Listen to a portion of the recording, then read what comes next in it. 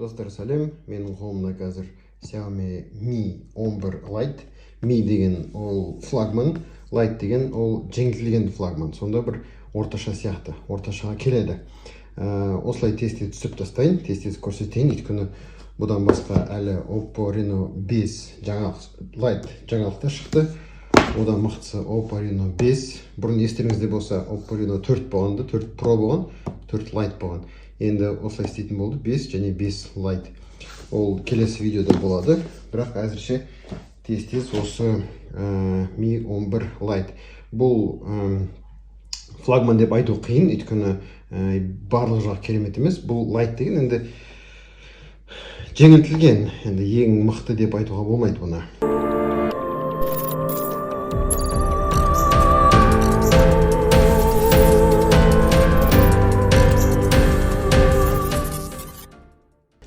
Сол тез көрсетейін, тез ашып берейін.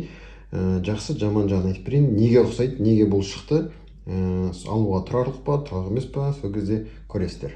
Ал бастайық.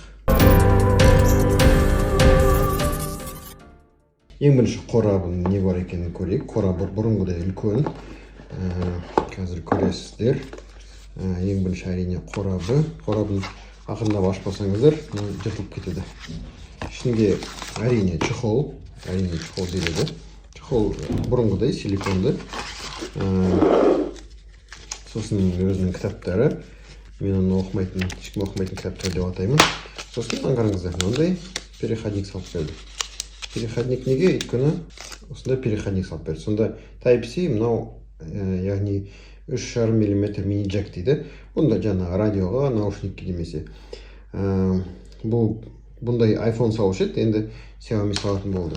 Енді алдын ала айта кетейін, неге өйтіп болды, өйткені мына жағында Type-C жоқ, Type-C бар да, бірақ радио тыңдайтын, наушник салатын 3,5 мм мини джек жоқ. Жарайды, телефон туралы айтамыз. Тез айтып тастайын. Бұлар естеріңізде ғой, бетіне жазып тастайды ғой, ең маңызды заттары. Сонда бұның айтайын дегені AMOLED экран, OLED деп жазып қойыпты. 90 Гц, ол жақсы. Салмағы өте жеңіл дейді. Snapdragon 732G. Естеріңізге түсірейін. Көп адамдар Mi 11 Lite'да 780 деп ойлайды, бірақ бұнда 732. Енді шатаспаңыздар деген бұл. Камерасы 64 мегапиксель. Енді Xiaomi'дің камерасы, алдын ала айтайыныз, камералары қараңғыны қорқады.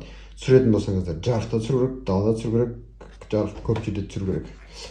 Тағы да не? Бұрынғыдай, енді қазіргі заман кейінгі, естеріңізде болса, кейінгі адаптерлары 33 ваттық, үлкен, бір сағатта толтырып береді. Және Type-C қосқыш.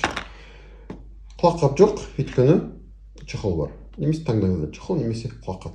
Жарайды, қорап не бар екен айтып тастадық.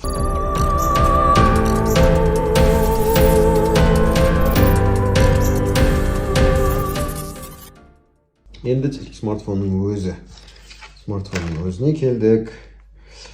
Не үшін бұл шықты деп ойлаймын. Менің ойымша бұлар жалпы Xiaomi мынандай телефон жасайды. Мысалы, камерасы жақсы, бірақ іші жаман. Іші жақсы, бірақ дизайн жаман. Енді сату үшін әртүрлі смартфондар жасайды. Қазір енді дизайнға көп көңіл бөліп жатыр. Мысалы, мына дизайн қараңыздаршы. Не деген камера, Т, бір көз, кішкентай екі көз және спышка. Мынандай блок камерасын менің ойымша iPhone-ға ұқсатқан. iPhone-ға қатты ұқсайды. Бір көзді, жалпы екі көзді дейікші. Жарайды, камерасын әлі келеміз. Енді жалпы айтып тастайын. Жоғары жағында инфрақызыл нүктесі, мына жағында динамик. Динамик қызығы, мысалы, музыка тыңдасаңыз, YouTube қарасаңыздар, динамик естіледі, ал ойын ойнасаңыз қатты естілмейді динамиктен. Енді стереодинамик деп аталады. Мына жағында дауыс батырмалары, және мына жағында басты батырма, бірақ сіз байқамайсыздар, басты батырманың ішінде саусақ сенсоры бар. Бұлай көрінбейді, кішкентай, өте жақсы жасалған. Саусақ сенсор тез жұмыс істейді, мен қоймай қойын. Астында динамик, Type-C және сим-карта салатын слот. Енді сим-карта туралы айтып кетейін, қараңыздар, бұл жерде енді заманауи технология ретінде қараңыз, екі жаққа болып қойған. Екі жағына екі сим карта саласыздар. Немесе бір жағына сим карта, бір жағына SD карта, жаңағындай флешка деген сияқты. А егер екі сим карта салсаңыздар, флешка сала алмайсыздар, яғни сіздерге смартфон 128-256 гигабайт смартфон алу керек болады, егер флешка салмасаңыздар. Так, ары кеттік. Мына жағында ештеңе жоқ. Арт жағында ең қызығы, бұл смартфон басқа смартфонмен салыстырғанда мына сырты шыны. Енді яғни айтайын дегенім, біріншіден ізі көп қалады, екіншіден құлап қалса шыны ретінде бос тағылып жан-жаққа сынып қалады. Шыны, жан-жағы темір. Ол сапалы деген сөз. Так, дизайн туралы айттым. Камерасын, фронталды камера былайға шығарып қойды. Шынысы AMOLED. Орташа сегмент болсын, жақсы, енді флагман сегменттер болсын, шынысын AMOLED жасайтын болды. Ол заманауи технология деп айтса болады. Бұның экран жаңару жиілігі 90 Гц. Экран жалпы жақсы, өйткені 2400-де 1080, ол бұрынғы Samsung-тың AMOLED смартфондары. Енді қазіргі де сол Samsung-тың экрандарына ұқсайды. Енді қол іздері қалады. Сол үшін чехол алыңыздар, немесе өзінің чехолы бар, соны қолданыңыздар. Енді қараңыздар, тағы да айтайын, егер мысалы интернеттен характеристиканы қарайтын болсаңыздар, бұның процессоры 780G дейді, бірақ кез келген өзінің программасын ашсаңыздар 732G деп тұр ішінде процессор, яғни Snapdragon 732G 2,3 Гц. Ол жалпы мысалы естеріңізде болса, мысалы Poco X3 немесе кейінгі Redmi Note 10 Pro сияқты смартфондарының процессорымен бірдей. Бұның жақсы ішкі жады 128 гигабайт және 6 гигабайт азу. Енді азу білесіздер, ол жақсы көмекші деп айтса болады. Процессорын бағана тексердім. Біріншіден, бұлар жаңа шыққаннан кейін бұлардың прошивкалары әлі орысша сырой дейді, әлі жетілдірмеген. Бұны әлі жақсартады. Бұны көп қателіктің арқасында, мысалы байқасаңыздар, батырма болады. Онды өңдеуге немесе жақсартуға рұқсат бересіз бе деген сияқты. Ол деген сөз, өйткені сіздер жұмыс істеген кезде мысалы қате шығады ғой, немесе дұрыс істемеген кезде ол интернетпен жаңа Xiaomi компаниясына барып, олардың программисттері жөндейді. Сол үшін арналған жұмыстар. Енді міне throttling тест, бұл бекерден бекер жаңағындай қатпайды деген сөз. Бұның 140 гипс деген ол жақсы, өйткені естеріңізде болса Redmi Note-тың өзінде 100-ге жетті, Redmi Note 10-ның өзінде 100-ге жетті. Сонда қараңыз 80-нен түспеді, және 145 гипс деген жақсы. Сосын Antutu тестпен тексердім. Antutu тесттен жауабы шықты бағана. Мысалы Poco X3 болсын, Redmi Note 9 Pro болсын, көбісі 300 мыңға тең, 300 мың ұпай жинайды. Мұнаныкі 346. Не үшін бұныкі мықты? Егер процессоры бұрынғыдай болса. Енді ойын жағынан кез келген ойын PUBG-ді көрейік. Қараңыздар. Мысалы HD ойнауға болады. HD қосылады. HDR уже қосылмайды. HDR-ге күш жетпейді.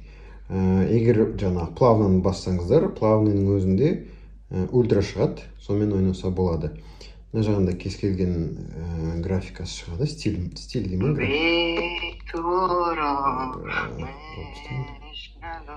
Сөйлей береді екен. Енді айтайын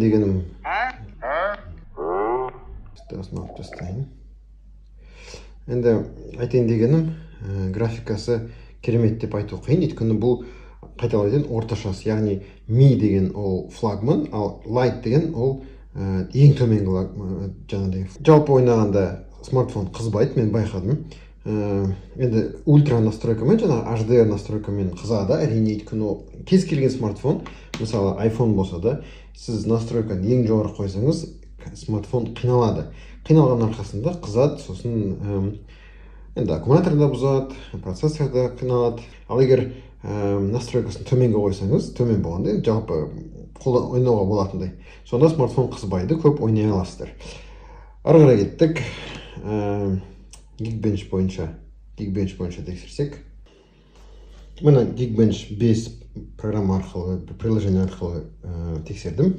Бұның single core, яғни бір процесті өңдеуге 562, ал көп жаңағыдай процесті өңдеуге 1716. Негізі мына Geekbenchке ауысу керек, бірақ бір жағынан бұның жаманы уақыт көп алады екен. Мысалы, Antutu'ның өзі бұдан тез өтеді.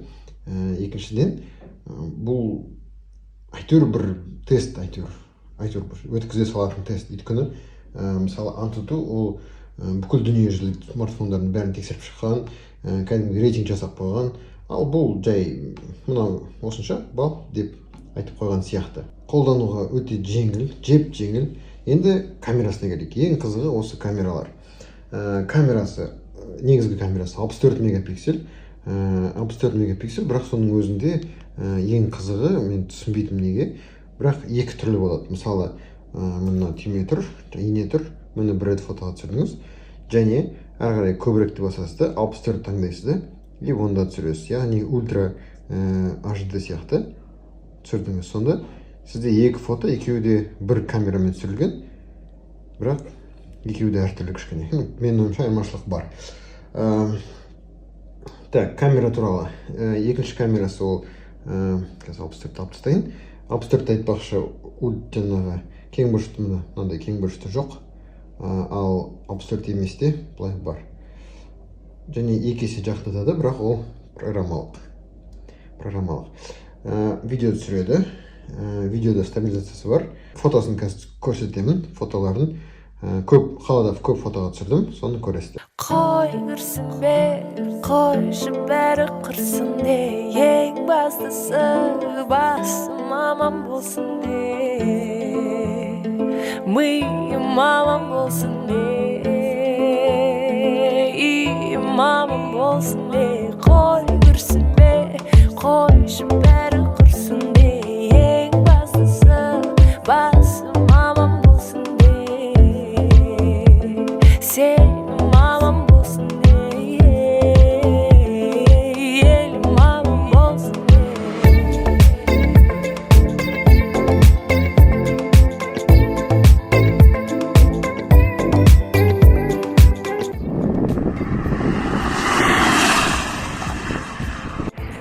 Мен салыстыру үшін екі видео, екеуі де стабилизация қосылған.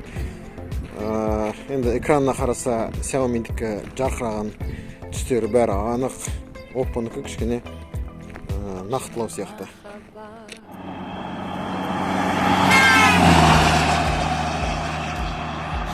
Бұл смартфон менің қолыма түспей тұрып, көп адам бұның камерасын жамандады. Бұл камерасы жаман түсіреді. Мысалы, Redmi Note 8 смартфоны сияқты түсіреді дейді. Енді кез келген адам, мысалы, мені сұрайды ғой, қандай телефон алған дұрыс деп. Сол кезде мен сұраймын, не үшін? Егер адам камерасы жақсы десе, болды, смартфон Xiaomi алма деп айтамын. Өйткені бұл смартфондардың камерасына әрине жарық көп керек. Жарық аз болса бітті, бұлар қиналып қалады. Енді қараңыздар, бұл Mi 11 болғандықтан, енді кейінгі заманауи болғандықтан, қараңыздар, бұны ішінде ана жолы мақтаған Redmi Note 10 Pro смартфонда мақтап едім, және Poco X3 те бар, енді мынада да бар сондай. Видео түсірген кезде бір уақытта екі камера түсіреді. Клон деген бар, естеріңізде болса, бір уақытта 3 адам түсіреді. Ұзақ экспозиция деген, мысалы, сіз тұрасыз, артыңызда машина жүрсе, ол сол машина өтіп бара жатқанын бір сызық ретінде көрсетеді. Сосын тез түсіру, жай түсіру, влог, панорама, енді ол кейінгі Xiaomi'лардың бәрінде бар. Енді фотоға жақсы түсіреді деп айтамаймын, бірақ әрине жарық керек. Жарық бар болса түсіреді. Бұның тағы да жақсы қасиеті, бұл 4К түсіре алады видео түсірген кезде. Жаңағы айтқан кеңбұрышты камера, ол 8 мегапиксельді, енді орташа. Жақсы да емес, жаман да емес. Ол бұрынғы сол баяғы сенсорлар ғой. Бұрыннан келе жатқан, Xiaomi'лардың бұрыннан келе жатқан сол 48-64 және 8 мегапиксельді кеңбұрышты камерасы. Енді фронталды камера дейді, селфи камера. Бұныкі 20 мегапиксель, жақсартқан. Бұрынғыларда 12 мегапиксель болса, бұнікі 20. Ең соңғысы бұның аккумуляторы 4250. Ең қызығы, бұл смартфон жаңадан шыққан шығар мүмкін, бірақ интернеттен тех характеристика қарайтын болсаңыздар, бұның селфи камерасы 20 мегапиксель дейді, 20 мегапиксель, бірақ мына жерде жазылып тұр фронталды камера 16 мегапиксель деп. Неге олай істеп тұрғанын білмедім. Аккумуляторы 4250. Жалпы өзіне жетеді. Бірақ шын айтайын, салмағы жеп-жеңіл. Өзі түрі әдемі, камерасын үлкен қылдырып айфонға келтірген, айфонға ұқсатқан. Менің ойымша жалпы жақсы. Бағасына келсек, бағасы қазір 149 мың теңге. Так, алуға тұрарлық па деп сұрақ қоятын болсақ, енді жақсы жағын айтайын, қараңыздар. Әрине дизайн. Қазір күш жағынан, камера жағынан спорласу қиын. Мысалы, iPhone мен, Samsung пен деген сияқты. Бірақ баға мен дизайнмен ұрып жатыр. Бұның жан-жағын қарасаңыздар, темір. Енді Xiaomi-ға бұл жаңалық шығар. Бетінде қараңыздар, пленкасы тұр.